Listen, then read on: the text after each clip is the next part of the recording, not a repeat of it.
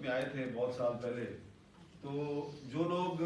جن کو ہم سمجھتے تھے نا کہ یار یہ ہمارا رول ماڈل ہے یا ہمیں اس جیسا بننا چاہیے، ان میں ایک ضیاء الدین صاحب بھی تھے.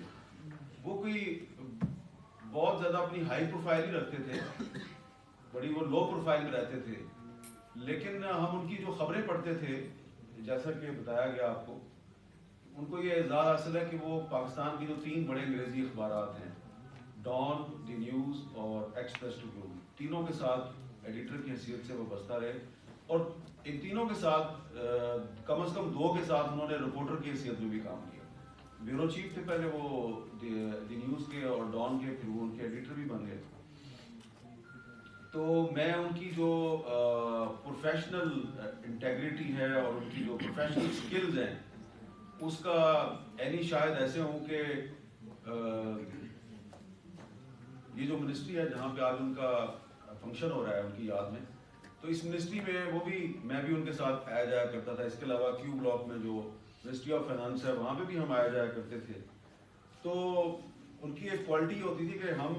نوٹس لیتے تھے، اور ضیاء الدین صاحب عام طور پہ وہ نوٹس نہیں لیتے تھے، وہ بلکہ ان کو تمام چیزیں پہلے سے پتہ ہوتی تھی، فیکٹس فگرز ان کو سارے یاد ہوتے تھے. اور کبھی بریفنگ دینے والے منسٹر صاحب یا کوئی ہائی آفیشل جو ہے وہ فگرز، جب آپ کو پتہ ہے نا ہم کہتے ہیں جگلری آف فگرز، اعداد و شمار کی ہیرا پھیری، تو اس طرح ہوتا تھا. کئی دفعہ ہوا تو ضیاء الدین صاحب پکڑ لیتے، کہتے ہیں یہ فگر ایسے نہیں آپ نے جو بتائی ہے، یہ ایسے نہیں ہے ایسے. تو اس سے ہمیں اندازہ ہوتا تھا کہ ضیاء الدین صاحب جو ہے نا وہ ان کو ہر چیز کا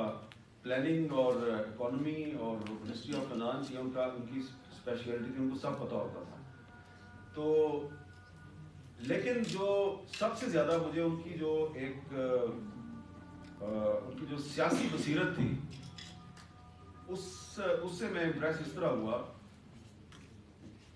یہ بات اب میں کوئی جو بتانے لگا یہ کوئی راز نہیں ہے، اس لیے کہ میں اس کو 1-2 دفعہ ملفوف انداز میں بتا بھی چکا ہوں. تو میں نے کہا آج ایک